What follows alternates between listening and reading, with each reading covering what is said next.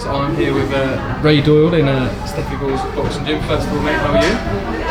Good. I'm still... Well, I'm not dead or in jail, so I can't be doing that bad, can I? That's how I look at life. Perfect. So Ray, we've seen you kind of in the corner with kind of Steffi like, over the years as kind of Terry's come through on the TV stage. And again, thank you for the opportunity to interview you as well. Kind of, how many fighters in this gym do you train? Fighters in this gym do I train? Every one of them, really. Every one. Steffi does majority of work with Terry, but I train all the rest. Jason Cunningham, Anthony Tomlinson, Jimmy Joe Flynn, Connor Kelsall, Louis Sylvester, Jack Roberts. So pretty much every one of them. I still do some work with Terry, but obviously we kind of like work together, do you know what I mean? Because that's a lot of fighters to deal with, so Steffi will pull them out here and there. And there's also a couple of like amateur courses who we've got who just Paul Judos is a very experienced amateur coach. He's had a lot of years in amateurs and he gives me a lot of help as well, and I would train Josh Clark, but he kind of like helps a lot with Josh Clark because Paul's fetched him through, if you get me, from amateurs, so it's still not uncommon for Paul to do a hell of a lot of work in there. He also fetched Terry through and things like that from amateurs. So you get a little helping hand, and that's how we kind of like all help each other really. If Steffi can't make a session or whatever and I'm at gym, then I'll be doing a lot of work with Terry and vice versa for whatever with my fighters and stuff like that. I think I was talking to Steffi earlier as well, and that kind of, it's a testament to you guys of the kind of the environment that you've built in this gym, kind of. That if Steffi's not here and you're like, it's like clockwork, it's still nothing really interrupts you. Yeah. How does it feel to you to have created that environment? It's just how it goes, mate. It's just, it's not that's like planned or set up or whatever. It's just we've known each other that long. That's it. I mean, we all went to the same amateur club together and things like that, and then it's just a natural progression. If you get me. It's not an environment that's been created, it just is what it is. It's like, I don't know, it's like we've all got our own characters and our own thing and stuff like that, and it just builds what it builds, you know what I mean? It's each human being as an individual and working together, and that's what brings the element to the gym, the characters, I suppose. Each person's got their own little niche or vibe or clique, whatever you want to call it, and it all just builds that. Perfect. And you mentioned Jason Cunningham earlier, obviously. Unfortunately come up short against Lyle and Tete a couple weeks ago. But I want to go back all the way to the Gamaliel 5 week. I remember kind of remember watching on TV, and I think it was like this Scott kind of goes to you, I think in the post-fight interview goes to you kind of what gave, because everyone thought Mel was just going to run through Jason. And Scott, what gave you the confidence going into it? Did you watching and inspiring for it? And you kind of went, I didn't watch anything going on, I just knew, I knew Jason was capable of. Yeah. How important is that trust that fighters capable as he's going into it? It's understanding what you're working with, innit? It's like people might have seen Jason's performances and stuff like that against, for instance, Michael Conlan and stuff, and alright, he come up short, but he did. I reckon like Michael Conlan would have probably learned the most he'd ever learned in a fight up until that point, you know what I mean? Alright, he's probably still Conlan's or his fight from Lee Wood or whatever, because he'd had really good performances. Jason was someone to give him a test, and it's just understanding, because I know Jason, and obviously the fights that he were losing in were up at featherweight and they were becoming a little bit big. He had success at featherweight, he became a Commonwealth champion there, but there was still, I know it's only a £4 weight jump, but from super bantam to feather, but they do get bigger, and it was just that they were getting a bit, as the class were going up the thing. So come back down to super bantamweight and giving him the proper notice and this, that, other. I know he would have always been a good contender regardless what fighter it is. and we only really got 3 weeks for that fight. But I mean, how much studying can you do? The thing was, Jason had although he's always in the gym. He's not someone like they say in boxing terms he's rolled off at settee or whatever. But he's someone who always in gym. But there's a difference between being in gym and being ready for a fight for a European title. If you get me, do you know what I mean? So I just had to try and work on Jason. It was alright sitting there and studying. We're going to do this and this shot, that. It don't always work like that. So I knew what in my head I had to get Jason just as ready. And one thing that I noticed is I let him spar a young kid who I've got coming through. He's over there actually at the minute, who I train, and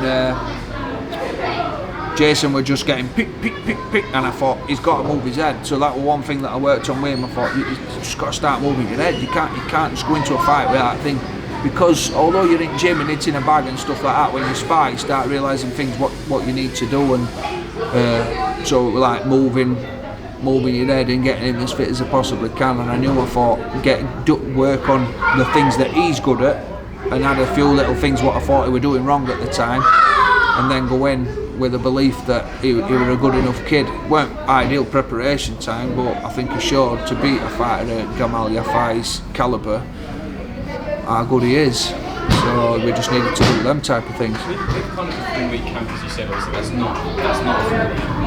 How satisfying was that victory? Obviously getting that fight on such short notice. Massively satisfying, because he's someone who's like, the thing with Jason is, alright, you see these superstars and some fighters have just got it or whatever and that.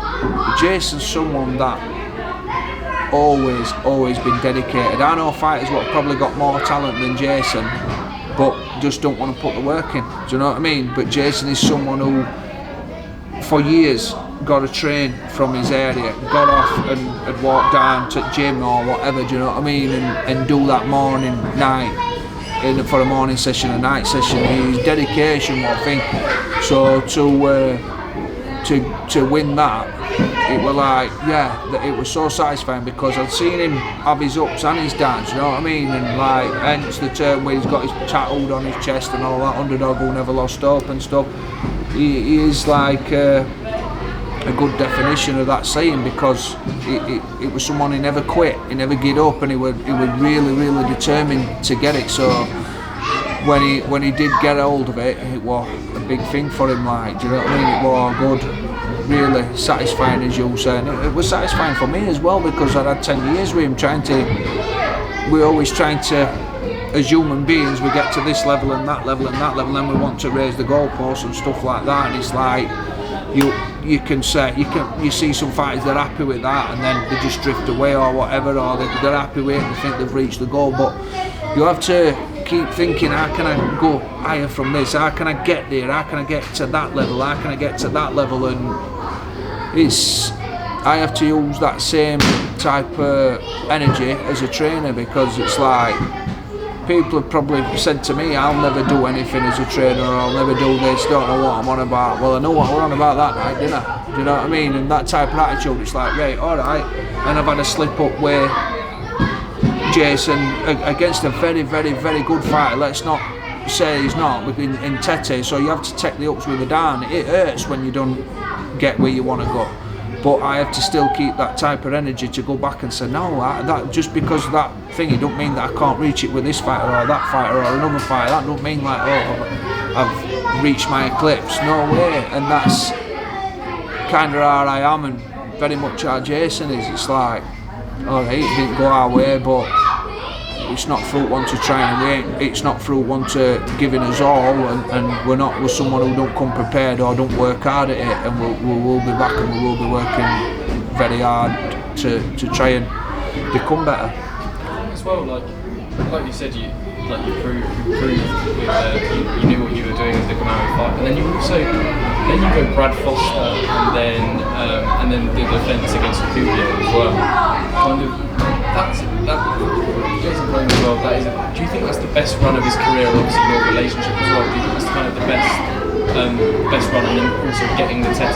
as well. Yeah, because we did it in away corner as well. So if you know boxing, the little stunts they pull and this, that, and other and stuff, it's like, one thing I will say about myself is I'm just learning all the time. I was learning like 10 years going up and down country with journeyman fighters and stuff like that, picking my experience up in corner, but just noticing all the little stunts they pull. And people think that a good trainer is just someone who can tell them to do this, who can tell them to do that, who can hold pads this way, who can teach them to do a jab this way or whatever. Some of it, listen, let me tell you something, you could be best trainer ever and teach him this and teach him that and teach him that. But if you ain't got no experience about what goes off, the dirty tricks that they pull and stuff like that on fight week, when you come to these rule meetings and when you come to stuff like that, that's a different kettle of fish altogether. You have to be experienced in all the little mind games that go off and stuff, especially when you're an away fighter, because it does happen. There's all sorts of tricks and things and that. So if you're fresh to it and you've got, let's say you've got a fighter who's a good fighter, but you've only had one fighter, and he comes and does a great run, and then he gets in a fight, and their team have only had that one fighter, and they're a little bit inexperienced or a little bit green in this and that and these things, then someone who's experienced is going to try and upset you as much as you possibly can when it comes to them rule meeting and this, that, and other and all that. So if you think you can lose your head a little bit, you can upset them, you can get in their head, because it does happen. It's like, it's mind games, isn't it? People want to win and all that type of stuff. But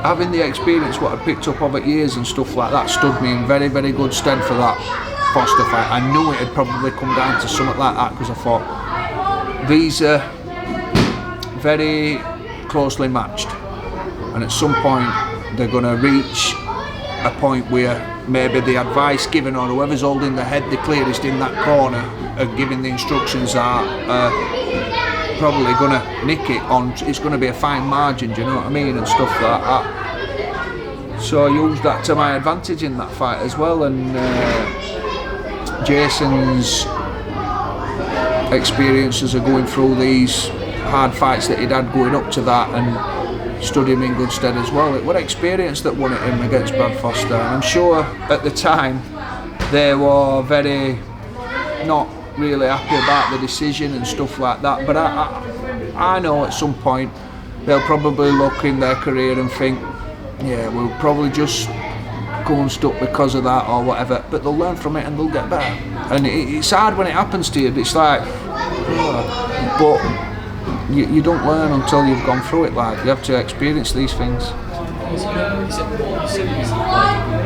With that experience, it prepared you, like you already knew that the mind games, the tricks would happen. Even with that experience, it must be still be frustrating. How do you remain calm when the home fighter's team or pulling tricks? How do you? Again, experience. Yeah. Because I've probably, well, that's not right, you can't do that, you can't do this, you can't, and you're flapping, no, I'm not thingy. But that's why it helps you when in my opinion, going through what I've been through in boxing is a big thing for it to help you. Just that you have to go through it, you have to learn, and then it's like anything, you learn to deal with it. It's like a boxer when he's coming out probably on his debut, and he might have not had many amateur fights, to be boxing on a debut with all his friends and family there because he's selling tickets is a big thing for him, and he might not perform as good as what he performs at gym because his nerves are going, and until them first few fights kick in and you settle down a little bit and stuff like that, it's like, and you look back, oh, I'm dead nervous on my first fight or whatever. It's just exactly the same thing, just experience, and it does play a big part, I do feel, in training boxers. Ray, my final question, what does this gym mean to you?